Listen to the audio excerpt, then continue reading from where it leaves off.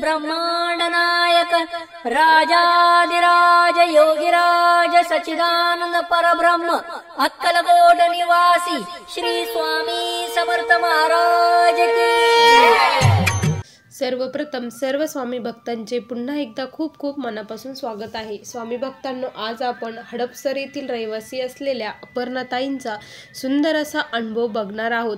खरंच आपण कितीही नास्तिक असलो, काही असलो, पण स्वामी महाराज ज्यांना सेवेमध्ये घ्यायचं आहे त्यांना सेवेमध्ये घेतच असतात। या ताईंच्या बाबतीत देखील असंच काही घडलेलं आहे। खूप सुंदर अनुभव आहे, खूप शिकण्यासारखा आहे। त्यामुळे हा अनुभव अगदी शेवटपर्यंत प्रत्येक स्वामी भक्ताने आज चला तर मग वेळ न लावता ताईंच्या शब्दात अनुभवाला सुरुवात करूया। ताई म्हणतात, सर्वप्रथम सर्वांना श्री स्वामी समर्थ महाराजांच्या चरणी त्रिवार वंदन। स्वामी भक्तांनो, मी हडपसर येथील रहिवासी आहे। माझे नाव अपर्णा।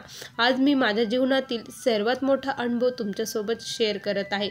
मी स्वामी सेवेमध्ये कशी आली आणि यामध्ये माझ्या सासूबाईंचा खूप मोठा रोल आहे आणि माझे जे आज जीवन सुखी आहे, आम्ही जो संसार बघतो आहे तो फक्त माझ्या सासूबाईंमुळे बघतो आहे। खरंच मी स्वामींच्या चरणी प्रार्थना करते की त्यांनी मला अशी सासू दिली जी माझ्या मैत्रिणीसारखी माझ्यासोबत कंटिन्यू असते, प्रत्येक संकटात माझ्या पाठीमागे उभे असतात। काय झालं ना की लग्नाच्या अगोदरच म्हणजे स्वामींचं काही माहीत नव्हतं, पण अक्कलकोट एक देवदर्शन म्हणून अक्कलकोट, तुळजापूर, गाणगापूर आम्ही असे जाऊन आलेलो होतो आणि म्हणजे असं श्रद्धास्थान वगैरे, मी पूर्णपणे नास्तिक होती। मला देवावरती कधीच कोणत्याही देवावरती विश्वास नव्हता। मला ती सर्व काही अंधश्रद्धा वाटायची। मी कधीच देवाचं काहीच केलं नाही। काय झालं ना की माझं लग्न झालं, माझं इंजिनिअरिंग कंप्लीट झालं, मी जॉब करत होते। माझे मिस्टर देखील IT मध्ये त्यांचं देखील इंजिनियर झालं आणि ते देखील IT कंपनीत छान ठिकाणी जॉबला होते। त्यामुळे सर्व काही व्यवस्थित होतं आणि त्यामुळे माझं लग्न झालं। लग्न झाल्यानंतर काय झालं ना की लग्न जमलं। माझे मिस्टर हे माझे सासरे जे पोलीसमध्ये होते, मग आमचं लग्न जमलं। लग्न जमल्याबरोबर काय झालं ना की म्हणजे 1 महिन्यानंतर आमचं लग्न होतं। त्या अगोदरच माझे सासरे हे एक्सपायर झालं, त्यांना अटॅक आला आणि त्यामध्ये ते एक्सपायर झाले। सासरे गेल्यानंतर सर्व जबाबदारी ही मिस्टरांवरती आली होती। माझे जे दीर आहेत ते छोटे आहेत आणि माझे मिस्टर मोठे आहेत, त्यामुळे सर्व जबाबदारी यांच्यावरती होती आणि मग आमचं नंतर लग्न झालं। लग्न झाल्यानंतर आता खूप सारे म्हणजे जबाबदाऱ्या हे असल्यामुळे माझ्याकडे त्यांचं एवढं लक्ष नसायचे, त्यामुळे आमचे थोडेफार असे वादविवाद हे होत असायचं। त्यांना थोडं देखील काहीच सहन होत नाही, ते खूप हट्टी आहे आणि मीही तशीच आहे, त्यामुळे आमचं थोडंफार भांडण हे होत असायचं। त्या दरम्यान काय झालं की मला प्रेग्नेन्सी राहिली। आमचं काही प्लॅनिंग नव्हतं, काहीच नव्हतं आणि मला ते ठेवायचं देखील नव्हतं एवढ्या लवकर। म्हटलं नको, पण माझ्या सासूबाई काय म्हटल्या की राहू द्या, राहिलं तर कुणाला तर होत नाही आणि एखाद्या वेळेस तुझे वडीलच आले असतील आपल्याला साथ देण्यासाठी, त्यामुळे आपल्या म्हणजे मुलगा होईल असं या आशेने राहू द्या, आपण सांभाळायला मी आहे, तुम्ही जॉब करा, मी आहे, सासूबाई असं म्हटल्या। त्यानंतर सर्वजण म्हटले की नाही राहू द्या आणि माझे जे दीर आहेत ना त्यांचं देखील म्हणजे लग्न झालं, पण त्यांना काही माझ्या मिस्टरांच्या अगोदरच त्यांचं लग्नही झालेलं होतं, कारण त्यांनी लव्ह मॅरेज केलेलं होतं। त्यांच्या लग्नाला जवळपास 4-5 वर्ष झाली होती, पण त्यांना काही मूलबाळ होत नव्हतं। त्यामुळे आता एवढ्या लवकर राहिलं तर सासूबाईंचा आग्रह होता की राहू द्या, मग मी प्रेग्नेन्सी ठेवली। सर्वजणांनी बिंबवलं होतं की आता मुलगाच होईल म्हणून, कारण सासरे पोटाला येतील असं सर्वजण म्हणत होते आणि ज्या कोणी बायका वगैरे भेटायच्या ते माझ्या पोटाकडे बघून म्हणायच्या की मुलगाच होईल म्हणून, हिला तिचं पोट असंच दिसतं। त्यामुळे मनात कुठेतरी वाटायचं की खरंच आपल्याला मुलगा होईल असं माझ्या मनातही मी ठरवलेलं होतं आणि मिस्टरांनाही वाटत होतं मुलगाच होईल। आणि काय झालं ना की माझी डिलेवरी झाली। डिलेवरी झाल्यानंतर मुलगी झाल्यानंतर सर्वजण खूप नाराज झाले की मुलगी झाली, पण म्हणले ठीक आहे की पहिली लक्ष्मी ही धनाची पेटी असते, म्हणून सर्वांनी तिचं स्वागत केलं।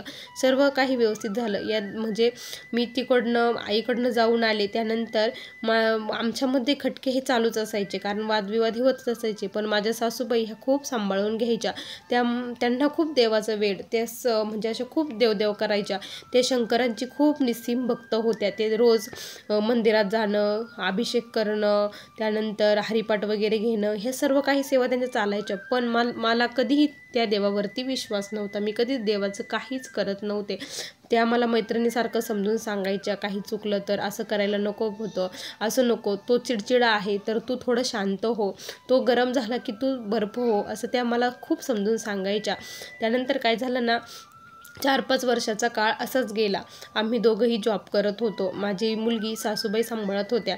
आता मुलगी स्कूलला जाऊ लागली होती आणि त्याच दरम्यान काय झालं, मला पुन्हा दुसरी प्रेग्नेन्सी राहिली. आता दुसरी प्रेग्नेन्सी राहिली, सासूबाईंनी सांगितलं, म्हणजे देवापुढे कौल लावायच्या की काय होईल, मुलगा की मुलगी. असं मुलगा म्हटलं की फूल वगैरे देवापुढे पडायचं, असं व्हायचं. त्यावेळेस सासूबाई म्हणल्या की काहीच करायचं नाही, चेक वगैरे काहीच करायचं नाही, आपल्याला मुलगाच होणार आहे. आणि असं म्हटल्यानंतर मग मलाही कुठंतरी वाटलं की ठीक आहे. म्हणे सासूबाई म्हटल्या, बाळ हत्येचं पाप आपल्याला करायचं नाही, जे होईल ते देवाची जशी इच्छा असेल तसं घडेल तसं होईल, पण आपल्याला आता काहीच करायचं नाही. मिस्टरांना पण पूर्ण वाटायचं की मुलगाच व्हावा आणि मुलगाच असेल असंही त्यांना वाटायचं, कारण त्यांना मुलाकडे खूप अट्रॅक्शन होतं. त्यांना असं वाटायचं की एक मुलगा एक मुलगी आणि सुखी कुटुंब, असं एक कंप्लीट फॅमिली पूर्ण होऊन जाईल असं त्यांना व्हायचं. आणि मला देखील मनात कुठेतरी असंच वाटत होतं. सर्वांची आशा होती पुन्हा एकदा मुलगा होईल. त्यानंतर माझ्या सासूबाईंनी 9 महिने देवाची खूप सेवा केली. देवाकडे ते एकच कारण मागत होत्या की माझ्या मुलाला मुलगा द्या म्हणून. त्यानंतर काय झालं की माझी डिलेवरीची वेळ आली. डिलेवरीची जेव्हा वेळ आली ना, त्यावेळेस काय झालं की माझे मिस्टर माझ्यासोबत होते, सासूबाई होत्या. त्यानंतर माझी आई आली होती आणि खूप प्रचंड वेदना मला होत होत्या. त्यावेळेस मग माझे मिस्टर अक्षरशः खूप म्हणजे भावूक झाले होते की किती वेदना, किती त्रास हिला होत आहे. त्यावेळेस मला आतमध्ये नेलं आणि माझी डिलेवरी झाली. डिलेवरी झाल्यानंतर मी विचारलं डॉक्टरांना की काय झालं. डॉक्टर म्हटले की मुलगी झाली. ज्यावेळेस पुन्हा असं कळालं त्यावेळेस खूप रडू येत होतं, खूप प्रचंड मला आता टेन्शन आलं होतं की कसं होणार, आता काय होणार, हे बाहेर कळाल्यानंतर काय होणार, कशी यांची माझी अवस्था होणार, माझा संसार हा पूर्णपणे आता जाणार आहे, याची मला खूप टेन्शन आलं होतं. मिस्टरांना बाहेर सांगितलं की सर्वांना की मुलगी झाली. त्यांना विश्वासच बसत नव्हता. ते म्हटले की बाळ आम्हाला दाखवा, तुमच्याकडून काहीतरी चूक झाली असेल. आणि मग माझी मुलगी त्यांच्याकडे दिली तर त्यांनी सर्व काही बघितलं आणि खूप नाराज झाले. मला त्यांनी म्हणजे माझ्याकडे आलेसुद्धा नाही आणि मला भेटलेसुद्धा नाही. तसेच माझे मिस्टर घरी निघून गेले. त्यांच्या मागोमाग नंतर मग सासूबाईला वाटलं की हा खूप टेन्शनमध्ये असेल, याला समजून घ्यायला पाहिजे, म्हणून सासूबाईसुद्धा गेल्या. मी आणि माझी आई दोघीच हॉस्पिटलमध्ये राहिलो. 2 तास मी प्रचंड विचार केला. त्यानंतर मी म्हटलं की नाही, आज मला माझ्या मुलीसोबत खंबीरपणे उभे राहावे लागेल. आज मी तिच्या जर साथ दिली नाही तर कोणीच तिला साथ देणार नाही.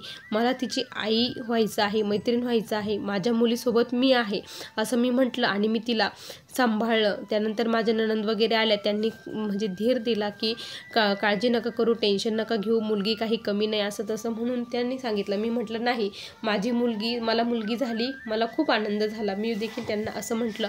आणि त्यानंतर माझे मिस्टर हॉस्पिटलला आलेच नाही. 4 दिवस पलटून गेले. 5व्या दिवशी डिस्चार्ज मिळणार होता. माझे मिस्टर हॉस्पिटलला आलेच नाही.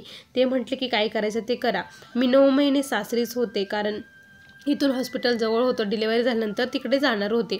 आणि मग मी काय म्हटलं की एवढ्या लांब प्रवास करायचा तर आपण 10 दिवस इथेच थांबूया, म्हणजे नंतर आपण जाऊया. मला काय वाटलं की ह्या 10 दिवसामध्ये त्यांचं काहीतरी चेंजेस होईल, परिवर्तन होईल आणि ते म्हणजे मुलीला बघतील, काही करतील असं मला वाटत होतं. पण तसं काही एक घडलंच नाही. तसं घडलंच नाही. मी 10 दिवस राहिले. त्यानंतर ते माझ्या रूममध्ये आले देखील नाही. मला विचारलंसुद्धा नाही तू बरी आहे का. खूप मानसिक टेन्शन मला होतं. मुलीलाही बघितलं नाही. त्यानंतर ते म्हणायचे की तुला कधी जायचं आहे, तू जाऊ शकते, तुझ्या माहेरी तू जा, असं ते मला म्हणत होते. त्यावेळेस खूप वाईट वाटायचं आणि आईला वाटायचं की ह्या बाळंतणीला किती टेन्शन आहे, एवढं टेन्शन नको पाहिजे. मानसिक त्रास जर असेल तर चक्कर बसण्याचे चान्सेस हे खूप असतात. मग माझी आई म्हटली आपण इथे थांबायला नको, आपण लगेच जाऊया. मग माझ्या आईने वडिलांनी निर्णय घेतला आणि मला लगेच तिथून ते घेऊन गेले. ज्यानंतर घेऊन गेले, इकडं घरी खूप वादविवाद व्हायचे. माझ्या सासूबाईसोबत ते रोज भांडायचे की तिला म्हणा तू येऊच नको आणि तुला यायचं असेल तर त्या मुलीला तिकडंच सोडून दे, असं ते म्हणत होते. सासूबाई मला एवढं काही सांगत नव्हत्या. मला जाऊन आता 1-2 महिने हे उलटून गेले होते, पण मिस्टरांचा एक देखील फोन येत नव्हता. मला असं वाटायचं आज तरी फोन येईल, उद्या तरी येईल. सासूबाई माझ्याशी बोलायच्या, टेन्शन घेऊ नको, काळजी करू नको, सर्व काही व्यवस्थित होईल. पण त्या मला बारीक आतलं काहीच सांगत नव्हत्या. आणि मला असं वाटायचं की आज फोन येईन आणि आम्हाला जावं लागेल असं मला वाटायचं. कारण माझी मोठी मुलगी तिकडं होती. तिकडं असल्यामुळे माझा जीव अर्धा इकडं होता आणि अर्धा तिकडे होता. असं असल्यामुळे मग काय झालं ना की त्या दरम्यान माझ्या सासूबाईंची जी बहीण आहे, ती बहीण तिथेच हडपसरमध्ये राहते. त्यांचा म्हणजे नेहमी आम्हाला कॉल वगैरे येत असायचा आणि त्या नेहमी स्वामींचं आम्हाला सांगत असायच्या. कारण त्या स्वामींच्या खूप निस्सीम भक्त आहेत. त्या स्वामींचं सांगायच्या आणि मग आम्हाला असं वाटायचं ही काही पण सांगते असं, म्हणजे विश्वास नसल्यामुळे आम्हाला असं वाटायचं, बोरिंग वाटायचं तो विषय. आम्ही त्याच्याकडे नाकारायचो.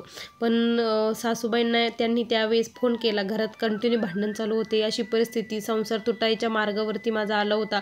कारण डायव्हर्सपर्यंत विषय गेला होता.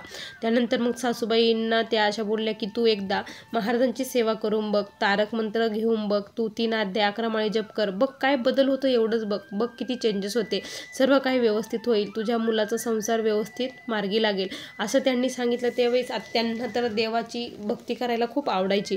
त्यांना वाटलं की बघूया, आपण करून बघूया. त्याच वेळेस त्यांनी मोबाईलवरती देखील अनुभव वगैरे ऐकले. त्यावेळेस त्यांना वाटलं की सर्वांना एवढे अनुभव येतात, मग आपण देखील खरंच एकदा करून बघायला काही हरकत नाही. म्हणून त्या स्वामींचरित्र आणलं, स्वामींचा फोटो आणला, माळ आणली आणि त्या सेवा करू लागल्या. तारक मंत्राचं रोज तीर्थ बनवू लागल्या आणि मिस्टरांना देऊ लागल्या. आता 1 महिना उलटून गेला. ते तारक मंत्र तीर्थ रोज त्यांना देत होते. एक दिवस काय झालं, अचानक माझ्या मिस्टरांचा मला 5:30-6 वाजताच कॉल आला. एवढ्या दिवसाचा कॉल न येणारा अचानक कॉल आल्यावर मी पण घाबरली, तडकन उठली आणि बघितलं कॉल आला, काय झालं नेमकी. तर ते मला म्हटले की आजच मी तुला घ्यायला येत आहे, लवकर आवरून ठेव असं म्हटल्यानंतर मग मी घरच्यांना म्हटले की ते असं म्हणत आहे.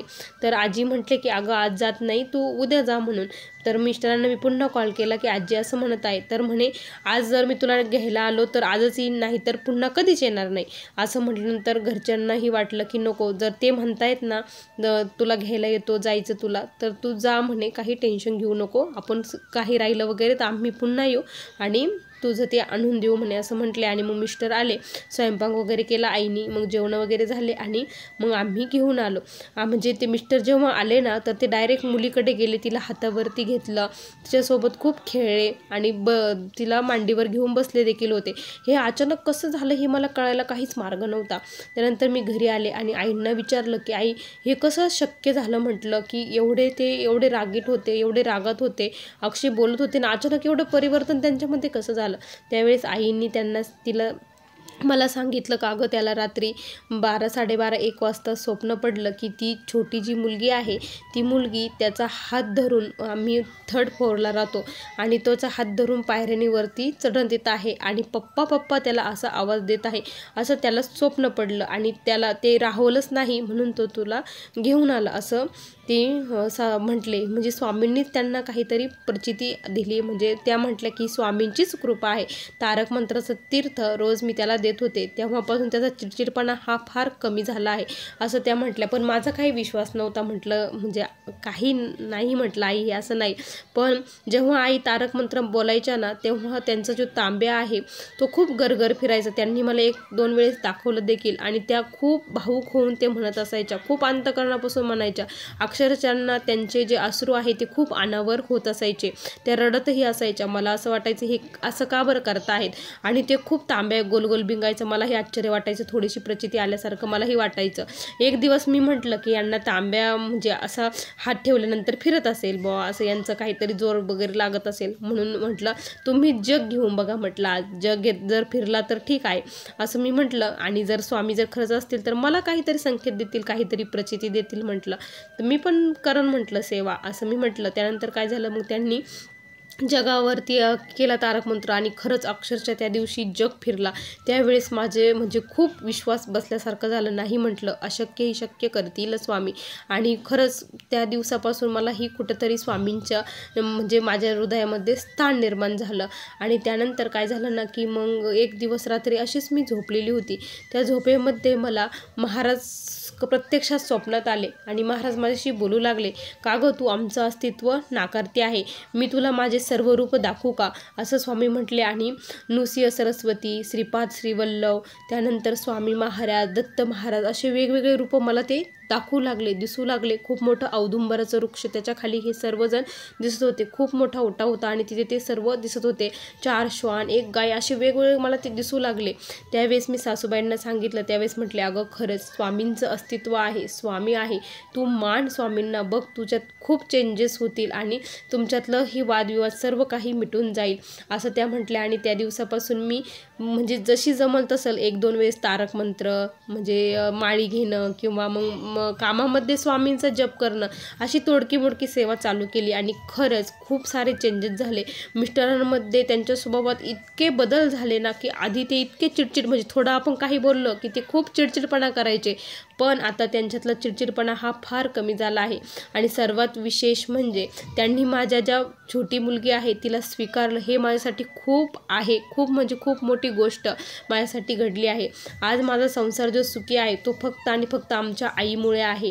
खरंच आमच्या आई खूप चांगल्या आहे. प्रत्येक सुनेला अशी सासू मिळावी. आमचा संबंध हा फक्त मैत्रिणीसारखा आहे, सासू सुनासारखा अजिबात नाही. मी त्यांना प्रत्येक माझ्या मनातील गोष्ट सांगते, त्यांच्या मनातील प्रत्येक गोष्ट माझ्याजवळ शेअर करत असतात. खरंच खूप स्वामींची लीला ही आगाध आहे. आज माझा संसार फक्त स्वामी कृपेने व्यवस्थित आहे. आता त्यानंतर मला पुन्हा एकदा स्वप्न पडलं की म्हणे स्वामी म्हटले की तुला मुलगा होणार आहे, तो मुलगा, तुझी मुलगी जेव्हा 4 वर्षाची होईल त्यानंतर तुला मुलगा होणार आहे, असं स्वामींनी प्रत्यक्षात मला येऊन सांगितलं आहे. आणि हा अनुभव जर खरा झाला, स्वामींनी जे सांगितलं आहे ते वाक्य जर खरं झाले, तो अनुभव देखील मी तुमच्यासोबत पुन्हा एकदा शेअर करेल. असा मला आलेला हा स्वामींचा अनुभव होता. श्री स्वामी समर्थ. बघा स्वामी भक्तांनो, किती सुंदर अनुभव होता. तुम्हाला ताईंचा अनुभव कसा वाटला नक्की कमेंटमध्ये कळवा. भेटूया अशा सुंदर अनुभवासोबत. तोपर्यंत सर्वांना श्री स्वामी समर्थ. जय जय स्वामी समर्थ. श्री गुरुदेव दत्त.